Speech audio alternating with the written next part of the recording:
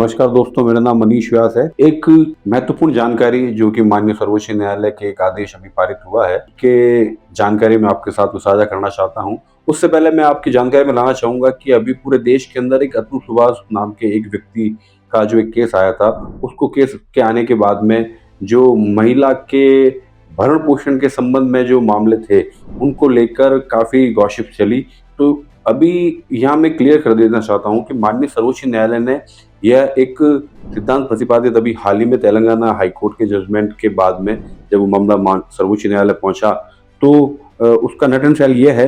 कि भरण पोषण प्राप्त करना महिला का कोई आर्थिक लाभ नहीं है, बल्कि पत्नी के प्रति विधिक दायित्व है कि वो उसे आर्थिक लाभ प्रदान करे। मामला यह है कि एक व्यक्ति जिसे इस बात की जानकारी थी कि वह जिस महिला से शादी कर रहा है, उस महिला की उसके पहले पति से कोई तलाक नहीं हुई थी लीगली, लेकिन फिर भी इस बात की जानकारी होते हुए भी उसने उस महिला से शादी की जिसकी अपने पहले पति से तलाक नहीं हो रखी थी। अब साहब उन दोनों के बीच में भी परस्पर कोई विवाद हुआ, और विवाद हुआ तो जो अब चूंकि भारतीय नागरिक सुरक्षा संहिता जो आई है, पहले सीआरपीसी में 125 सीआरपीसी के प्रावधान के तहत भरण पोषण के तहत प्रार्थना पत्र पेश किए जाते थे, आजकल 144 में किए जाते हैं। तो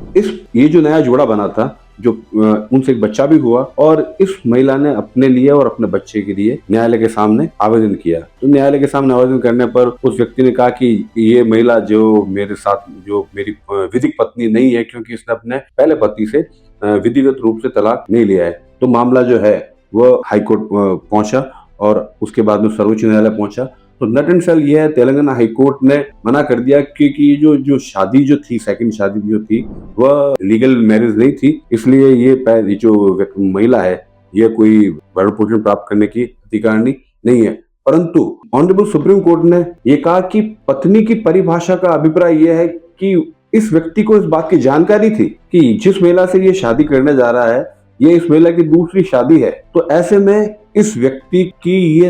विधिक दायित्व बनता है कि वो अपनी पत्नी को भरण पोषण की राशि अदा करे। और एक तथ्य ये भी आया कि वो जो महिला थी जिसने अपने पहले पति से एक एमओयू कर रखा था, और उस एमओयू की जानकारी भी इस व्यक्ति को थी कि साहब ये जो महिला है जिसकी भले ही अपने पहले पति से विधिवत तलाक नहीं हुआ है, लेकिन इन दोनों के बीच में मेमोरेंडम ऑफ अंडरस्टैंडिंग के तहत एक लिखित इकरार हो चुका है, जिसके तहत वह महिला जो है अपने पहले पति से कोई भी प्रकार का भरण पोषण प्राप्त नहीं करेगी। ऐसे में वो महिला ने अपने जो दूसरा पति था उससे भरण पोषण करने की मांग की। इस पर न्यायालय ने यह सिद्धांत प्रतिपादित किया है कि भरण पोषण जो है वो किसी महिला का आर्थिक लाभ नहीं, बल्कि पुरुष का अपने पत्नी के प्रति एज ए पति विधिक दायित्व है कि वह उससे भरण पोषण अदा करे। धन्यवाद, जय हिंद। मेरे इस चैनल को आप ज्यादा से ज्यादा लोगों तक सब्सक्राइब कीजिए और ज्यादा से ज्यादा लोगों तक शेयर कीजिए। और ये जो जानकारी मैंने आपके साथ में की है, ये जानकारी